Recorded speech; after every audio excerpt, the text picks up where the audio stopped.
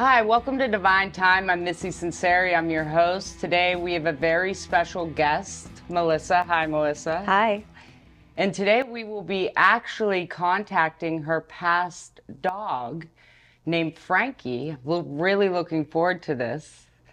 So can you tell me a little bit about Frankie? Yeah, Frankie found me in Baja in a little fishing village. We weathered out a hurricane, a flood, the roads were washed away. And when it was time to head home, my friends in this village said, "You have to take this dog with you. We don't know who she belongs to." So I smuggled her over the border with the intention of finding her a home. I found her a home, and I couldn't give her away. And so she actually passed away. She was 19 years old, and she passed away 6 weeks ago today. Oh, I'm sorry for your Yeah. loss. Well, that sounds like an amazing story how she found you and Yeah, she was sort of adopted by the group of guys that I was with. They started tying handkerchiefs around her neck and giving her little sausages out of tin cans. But after this storm hit, she wouldn't leave me, and she kept bringing me little dead birds as gifts into my bed, and she wouldn't leave my side. She really chose me. yeah, she did. She did. In Bali. That's a wild distance. How did you Oh no, it was in Baja. Baja. Baja, California. Baja, But it was like 800 miles from here. And when we got up to the border, it was really gnarly to get out of there. The roads were washed away. It was an adventure. We were caked in mud, and she was just quiet on my friend's lap in the back of the van under a little jacket. And they just kind of waved us through. So I got very lucky. And she was a family dog. She's my dog, but she spent a lot of time with my parents at their house. My grandparents lived with me for a year when she was a puppy. Oh. She's known 4 generations of my family, from my grandparents down to my niece. Oh, wow. Is she your first dog? No, Okay. no, she was my first dog, Yeah, your personal first dog. my only dog. So when she was younger, what was your favorite thing to do with her? Just let her out in the back and let her run around. She was just this wild animal. She would take down crows in the backyard, and she liked to bring gifts like a cat. Yeah. She's had this goofball sort of Santa's little helper kind of vibe to her. Just very energetic, lively. She would go on long runs with me. As she got older, the runs got shorter, turned into long walks. Mm-hmm. Then I would drive her down to the park and we would walk. She liked going to the beach. She would run as far on the sand until I couldn't see her. It was just like a little bit of sand kicking up in the distance, and then just come back. Tasmanian devil. Yeah. Well, it sounds like you had a beautiful life with her, and she got to live 19 years, which is very phenomenal. Yeah, And she was very loving, and everybody loved her. She loved everybody. Oh, that's amazing. And so I'm looking forward to you seeing her today and seeing, how she comes up, and giving you that to see Frankie again. Because I know it's hard to lose an animal. It's hard to lose a human, but sometimes, hate to say it, it's harder to lose the animal. Yeah. Yeah. So She was the love of my life. oh. When we come back, we will have Melissa go into a hypnosis to talk to Frankie. Welcome back to Divine Time. We are going to go into a hypnosis with Melissa to talk to Frankie, her unalived dog. So what I want you to do, you're in a comfortable position, is find a spot on the ceiling. And I want you to look at that spot, uncross your arms. And I want you to take 3 deep breaths from the bottom of your stomach and shut your eyes on that 3rd breath. Just letting go of anything from today.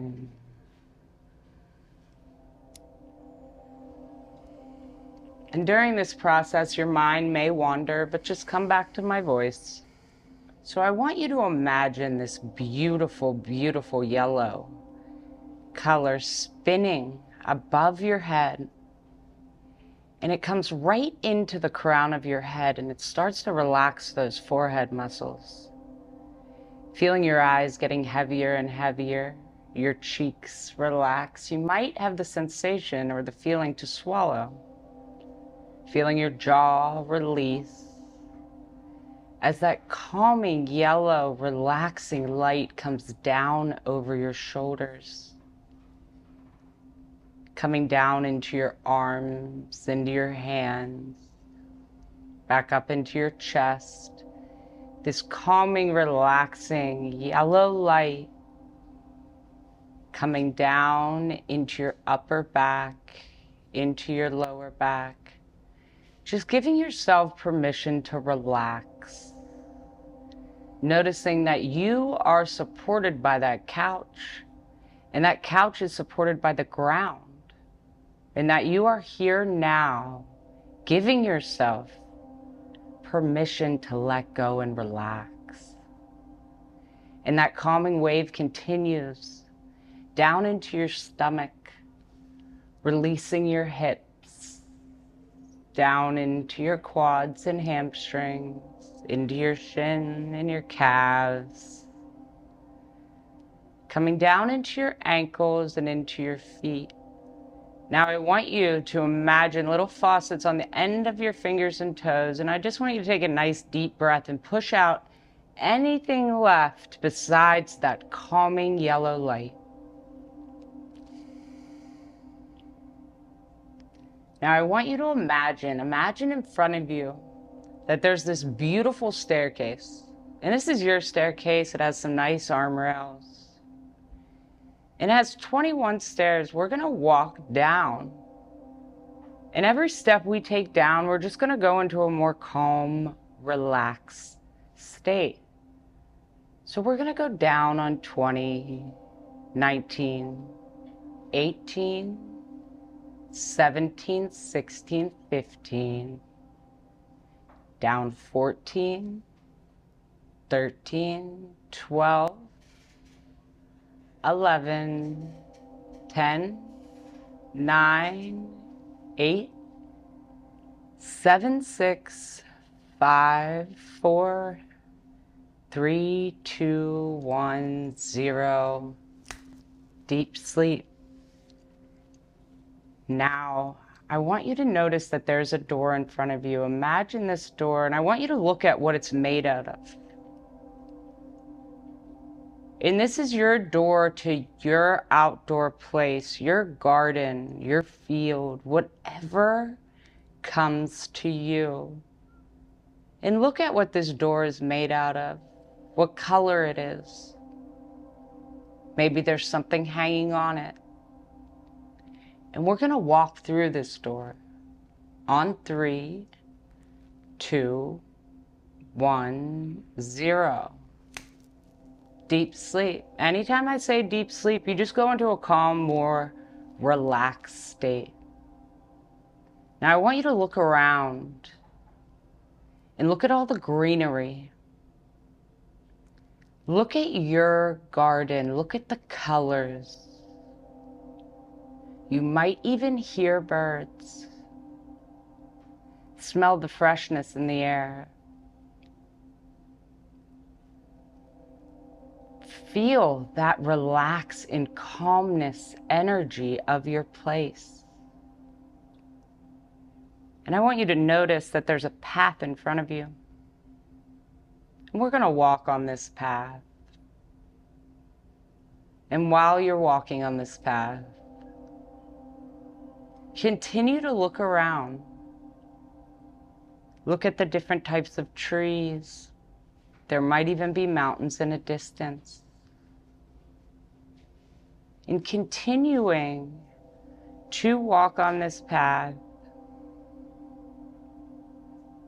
I want you to notice from a distance you see a house, and then I want you to notice as you start to get closer, it looks like your house. And right in the window, you start to see a figure form.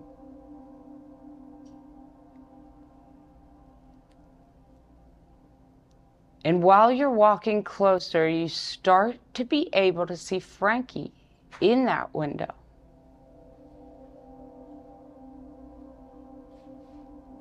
Continuing to walk towards her. Just as it is a day when she was there. I want you to see that front door swing open in her energetic self. her younger self comes running up to you.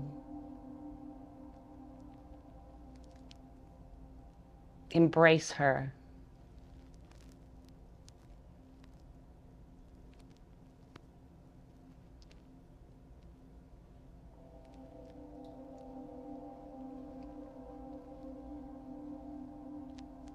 And I want you to tell me what is going on. It's like she's just like jumping up, just like jumping up as high as she can jump. I have to get down on the ground with her. And like she's just smiling so big, like all of her teeth are all there, they're all white.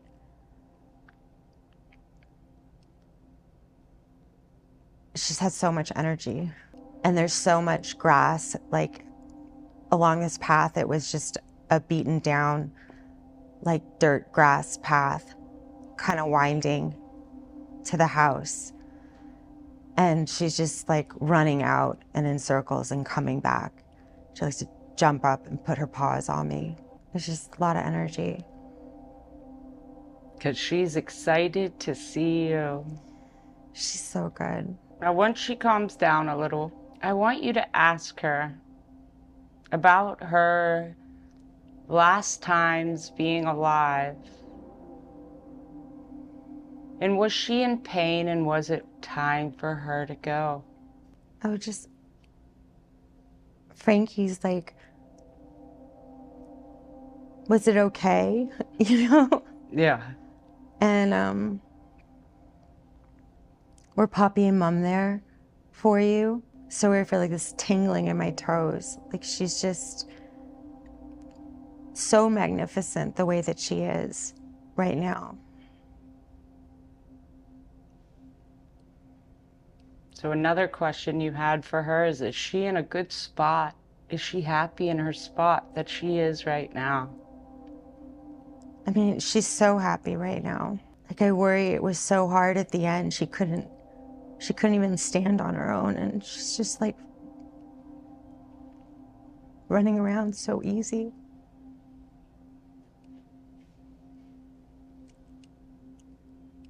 Because she's in a happy spot now.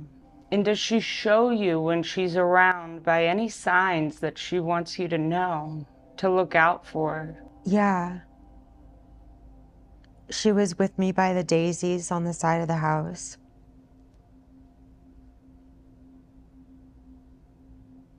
She was with me in the hallway.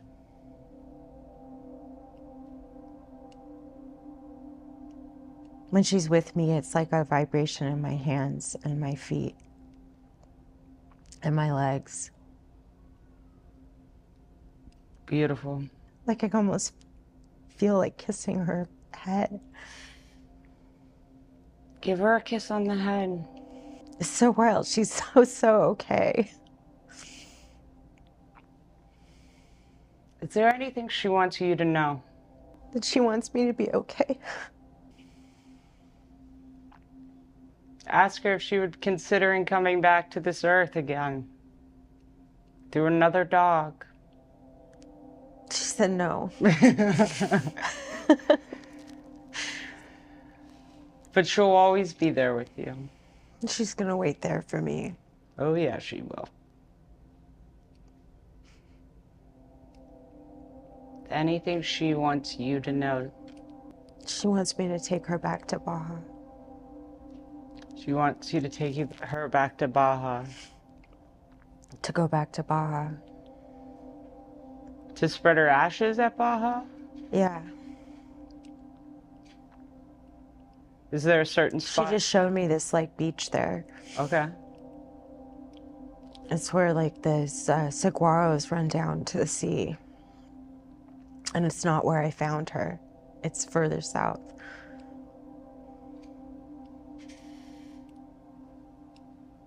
I think that's where she was born.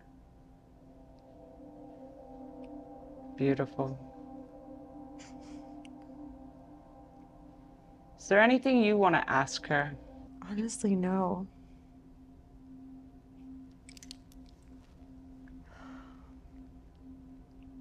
I just have this deep sense that she needs to know that I'm okay.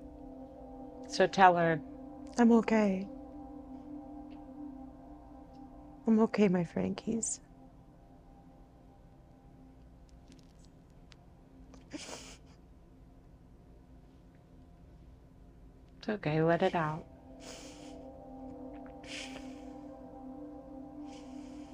It's okay to feel her with me.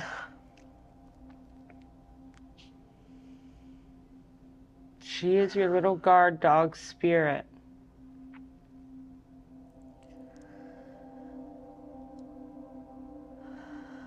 And she'll always be with you.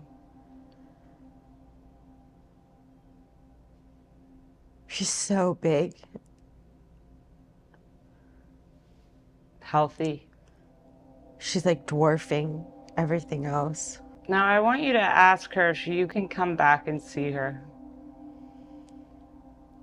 Can I come back and see you, Frankies?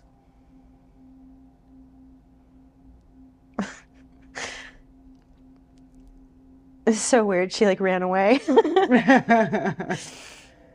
But I think that's a yes. I think she wants me to follow her. Follow her.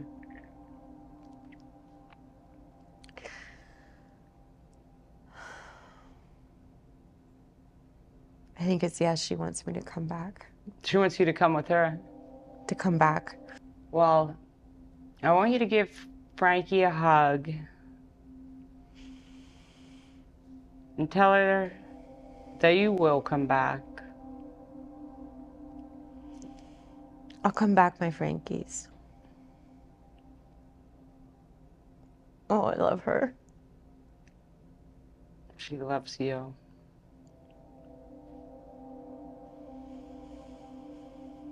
And knowing that she is happy and healthy.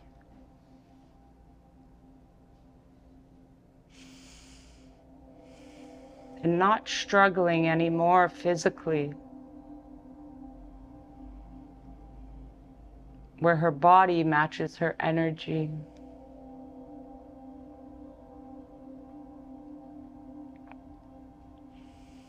And we're going to just watch her and her energetic self just kind of run and do her thing and continue to go in the distance, knowing that you can always come back and see her.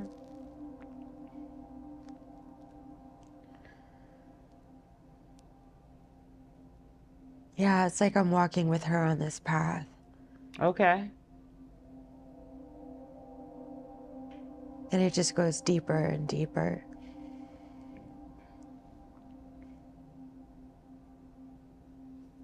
I think she wants me there with her. Yeah, I can tell.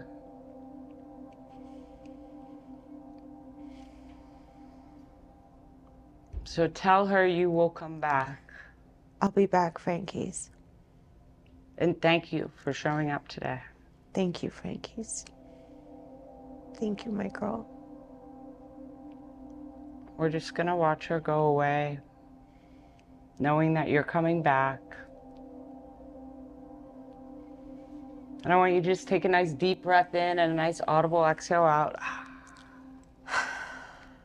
Let's do 2 more of those.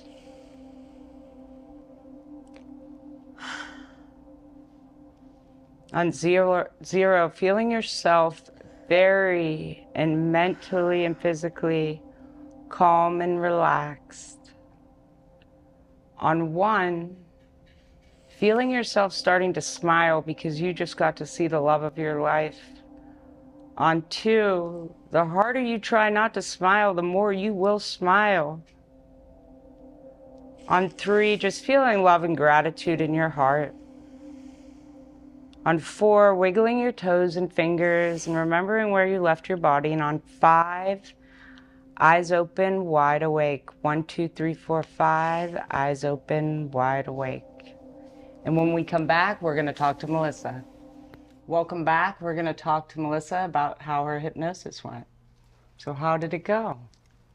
I mean, it's so visual and not what I expected. And it was sensational too. Like I could hear and feel things in a very abstract way. Even just sort of like this rolling light of like water by the sea that she wanted to show me. Mm-hmm.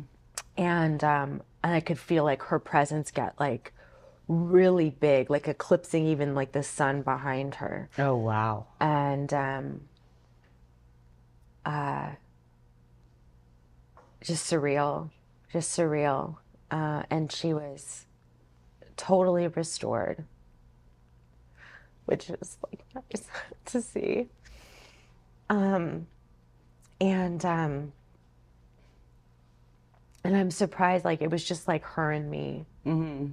It was just her and me, and like how quickly like the landscape could like change from like a big grassy plain. I knew there was ocean at the end of it, like a bluff, but I didn't expect for it to feel like Baja, which feels like thick sand, coarse sand, and I could feel the cactus, but they weren't there. It was just like her and me, and that this like calling. It's beautiful. It was really nice. And it was really cool to actually like hear about your story of finding her and then her telling you that she wants you to take her back there. Yeah, I have had that inclination, but like selfishly, I want to like not do that. Yeah. But I'm gonna do that. You could keep some. Yeah. Yeah. Like you could be one of those people that have it on a little necklace. You're like, Yeah. what's your necklace? My dog's ashes. When a year later, after I brought her across the border, I went back to Mulegé, was the fishing village, and some locals there helped me piece together like where she had come from. Okay. And it was a beach south of there, and I think that's what she was showing me. Oh, wow. There was this German guy, German man who lived on the beach, whose dog had had puppies, and he had given one to two Americans heading back over the border. They had gotten fed up with her. Another family in Mulegé found her, and their dogs scared her off, and that's when she found me. Oh. But just really this sense that she's like happy and it's okay. And as she like ran off, it took me a while to like catch up to her and be in pace, and that feeling that she didn't want me to leave her. Yeah. Like I know she didn't want to leave me. Like a dog that lives 19 years doesn't want to leave. Oh, yeah. I thought it was also kind of funny how when we asked her if she would come back through another dog, she said no. It's like, no. She's like, no, you have to come here. Oh, okay. Well, time moves different there. So Yeah. How so? it like our days are longer compared to that's like this for them. Okay. So she's not going to be waiting long. We will be waiting longer. Usually the people who are still alive end up suffering more than the people who have passed. They're in that calm state. They feel better. If they were older, they're now young. You know, they're free of pain. And a lot of times us on earth, it's because we miss them, you know, but they're in a better place because they were old. Yeah. And now they're not in pain. It would be selfish of us to ask them to hold on and stay in pain. So at the end of her life, her coat had sort of like faded to like a very pale color, and her breath was awful. She was missing her teeth, and I think that's why, like I saw like she had all her teeth and they were so white, and her coat was like rust red. Ooh. You know, like it was, Yeah. like that's what I saw. That's beautiful. This is actually my first time doing, you know, I've done it with people's past loved ones, but I've never done it with a dog. So I'm a dog lover. This was a great experience, and I'm so happy that Frankie was able to come through. Me too. Me too. She didn't speak to me, but she like spoke to me. Yes. A lot of times, you know, 7% of actual communication is words. So we communicate with our dogs, and also we get things by feeling and energy, symbols, different things. There's other ways to get that communication. And when you're in that higher frequency, you can understand. It's almost like telepathy, where you can understand what they're saying. Yeah, it was like that. Yeah, it's pretty cool. It was like that. Thank you so much. Oh, you're welcome. Well, thank you for coming on Divine Time. Okay.